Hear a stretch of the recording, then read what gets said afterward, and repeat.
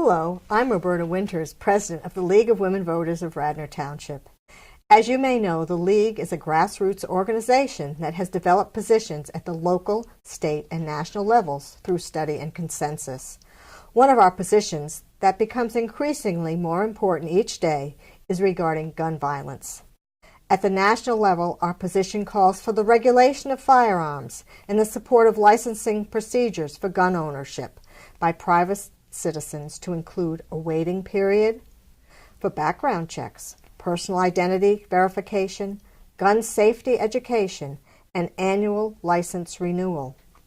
Several of our League members have worked in leadership capacities in a variety of groups specifically advocating for reform at the local, state, and national levels. However, legislative change, as we know, in this area has been painfully slow. While our heads often dictate change through study, our hearts are often more powerful instigators. Having heard Mab Rongione at a recent event sponsored by the Radnor Residents for Gun Safety, my heart was moved. Thus, I have asked her to share with you today. Mab, welcome to Radnor Studio 21. I'm delighted you're able to be here to join us today.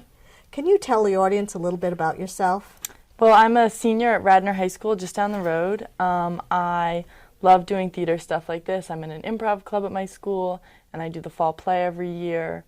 And I help out with the musical. I don't really sing, but I just love being a part of theater stuff. It's one of my favorite hobbies that I do.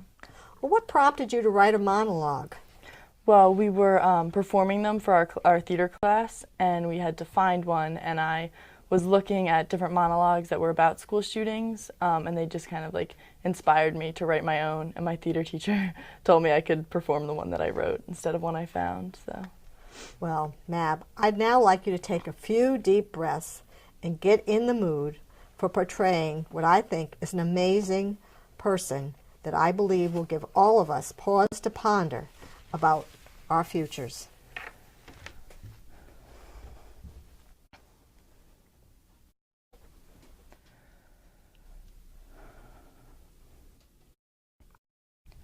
I couldn't remember her name, so I sat watching through the slit in the doors. She was just sitting there, her hands clamped to either side of her chair, knuckles bone white. I wanted to yell, move, run, hide, anything, but sit there just waiting for him to walk in.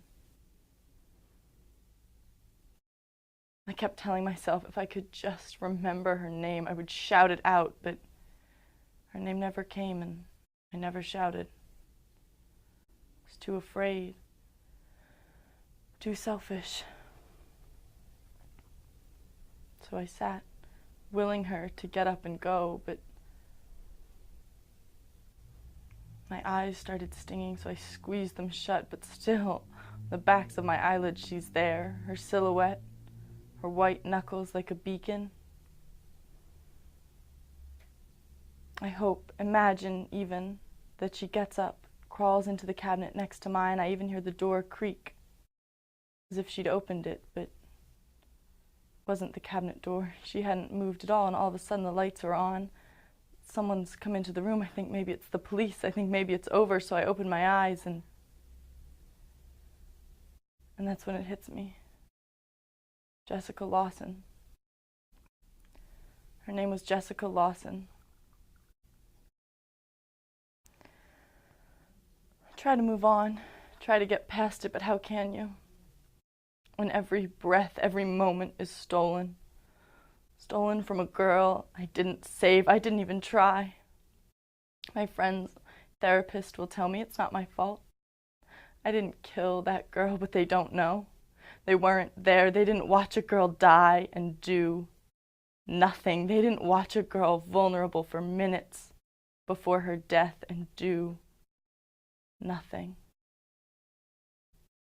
And I feel this crushing guilt, but even my guilt is selfish because maybe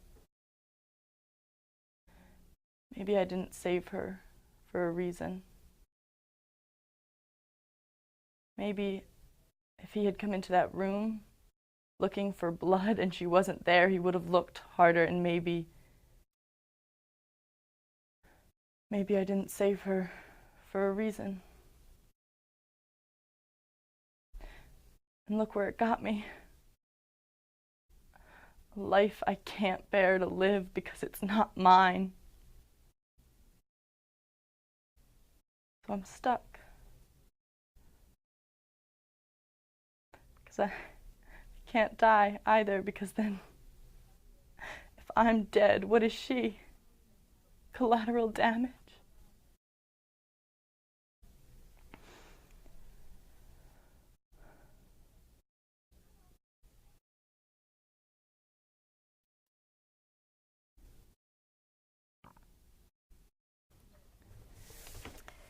Well, it was great the first time I heard it, and it was even better the second time, Mab. I have goosebumps from my head to toe. What are you planning to do with this amazing piece?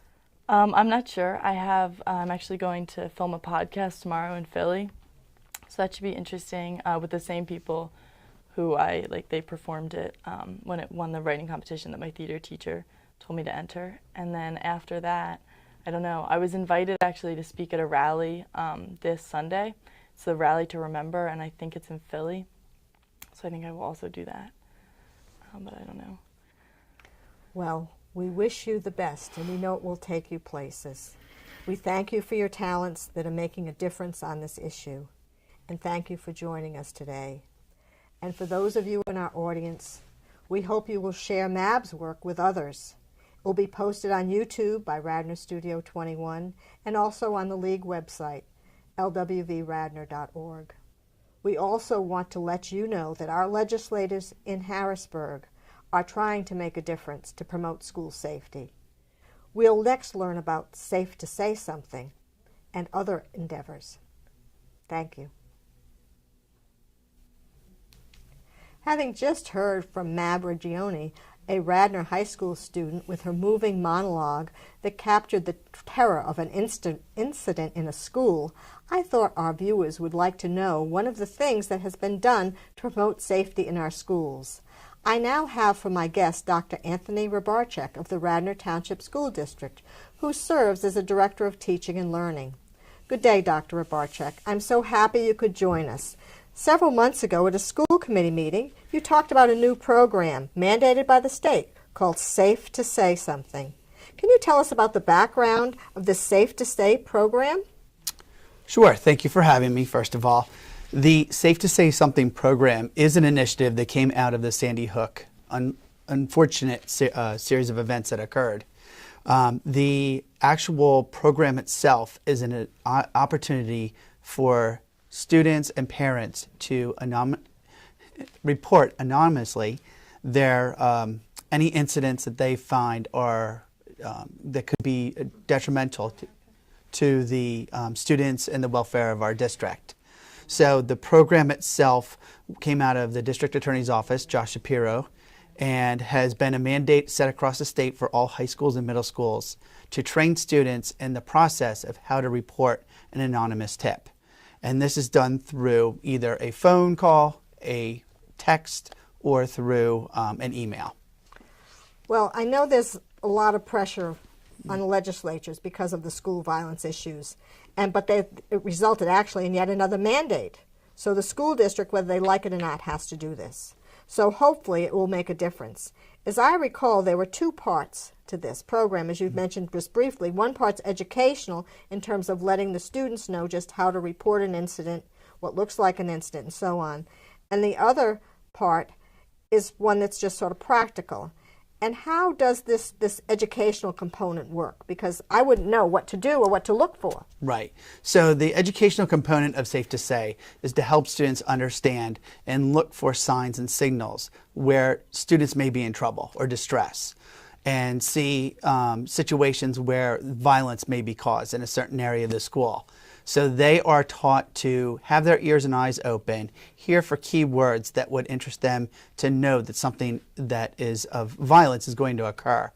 But also the other part of this in regards to ensuring them is the confidentiality that comes along with the program, that students know that they have somewhere to go without having to release their name to someone, But this is only a layer of the program that we want to endorse. We want to make sure students understand it's still first to call 911, talk to a teacher, a counselor, or an administrator to let them know of any actions that they have heard as a tip in their schools.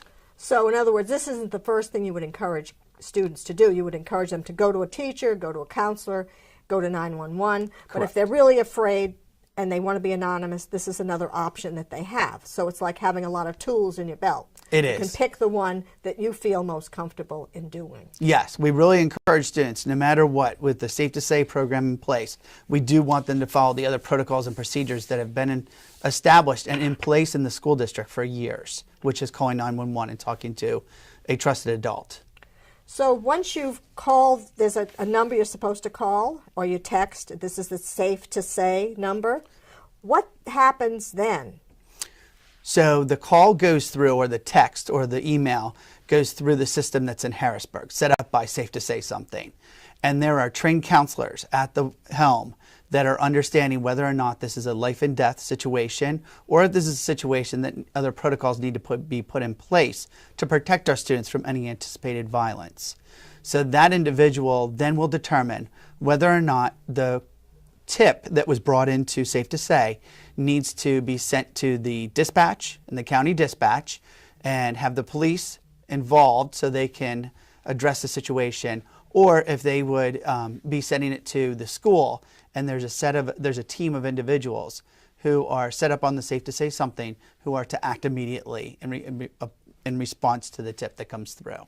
So basically they look at these trained people in the Attorney General's office, review all the tips that have been sent in, they decide how serious they are, and then have a variety of options they use to address the significance of the tip that they hear, or see, or read. And they divide the tip into a life-threatening situation or non-life-threatening situation. So a bullying incident, they could consider as non-life-threatening, that tip is sent immediately to the 5-team member of the school district so they can address it through their means and their procedures. So Radnor has a 5-team member already in place? Yes. So that if the Office of the Attorney General calls, they know how to respond? Yes. So anyone who is on the team automatically gets a text and an email letting them know that a tip has come through and how the counselor in Harrisburg has handled the situation and what information they have so they can proceed with addressing the situation. So it seems like the Safe2Say something has really thought of everything. They help the students learn what signs to look for. They give you the 3 ways to contact them, using the 800 number, 1844, Safe2Say. They can use that app on a phone, or they can do it on a website. So this is really multi-purpose. And it's then in the hands of the Office of the Attorney General's Crisis Center to decide what kinds of actions are appropriate, and then go back to the school or to the police or what other agencies they feel need to intervene. Correct. Are there any concerns you've heard about this process? Well, the only concerns we've heard of 2. One is that students at times are concerned that they're not going to be held to being a confidential tip. And we assure them that we cannot release any information to anybody. The only people that we can release information to are the police, if that scenario is in fact what needs to be addressed. The only way any other tip can be open upon its confidentiality is through a judge order. And we would only do that if it was truly a situation where we needed to do that. The other piece that people have concerned about is calls that come through that aren't 100% reliable. Somebody out there wants to make a stir in the community and calls in some type of fake tip or exaggerates the situation. So they have measured those calls, and it's less than 1% of the calls that have come through are non-reliable tips. And those that are found to send in a hoax tip have been addressed through legal matters. I understand if you call in a fake tip, it's deemed to be a misdemeanor, which is not something most students would want to have on their records. Correct. And they are instructed during the educational portion and the training of this program of the seriousness of those type of situations. I can understand this would be a concern for people, but what do you think about keeping up this kind of process over time? I mean, you know, it's taking 5 staff members, it's taking time from the Attorney General's office. Do you think this is something that the state and the school districts can sustain over time? I do. I think it's a program that can definitely be sustained. It's going to be a partnership, though, that has to come through the school districts and state legislation to understand that there is funding that needs to be part of the process in keeping this program in place. Now, Safe2Say is a branch of the Sandy Hook reporting system, and the Sandy Hook reporting system has been going on for many years in different states. So we're hoping really in Pennsylvania that we can work through any of the quirks that come with the program, but that this is something we could sustain and help to protect our students further. Well, I was just reading in an editorial actually on March 13th about Safe2Say, and it says that in the first month of the program, the system received 4,900 tips, and a third of these were serious enough to pass on to local police and school officials. That's amazing. So even if we just saved one student or a group of students or provided the kind of support they needed, that's an amazing number. Yes, and that's the goal of the program.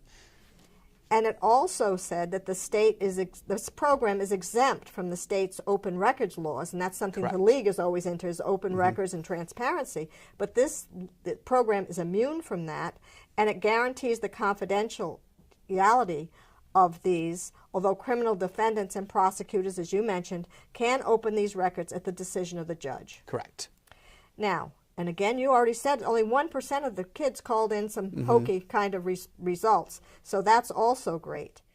And I think it's surely helpful. And it seems to provide the kinds of support we need in our society right now without a lot of unwieldy bureaucracy. Correct. We know how there's layers Yes. upon layers and layers. And this seems to go right to the source of a problem and act with, due diligence. Right. And speed. So this is really great. So is there anything else you'd like to say about the Safe2Say, Dr. Rybarczyk? I would just like to say, and speaking in hearing Mab and hearing her story, her monologue that she provided, that's where it comes to reality and understanding that this program is a positive aspect to what we're providing students. Just another tool to help them to understand that we are there to support them, especially in a complex society where, the social emotional components of our lives are getting more difficult and complex each day. Well, I really appreciate your time. Thank you.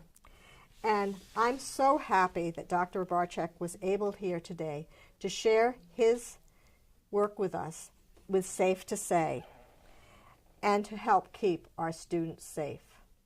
I know the school district also works closely with Superintendent Flanagan of the Radnor Police in supporting safe schools. And on behalf of the League of Women Voters, I wish to thank you and Radnor Studio 21 for helping to spread the word about this valuable resource. And of course, we appreciate our audience who will hopefully share what we've learned today if they see individuals who display the kinds of behavior that shows that they may be a threat to themselves or to others. It's everyone's job to help protect our community and to keep people safe in our schools and throughout Radnor Township. So knowing what to do makes a difference. Dialing 911 is an option, as is calling 1-844-SAF-2-SAY. Thank you so much.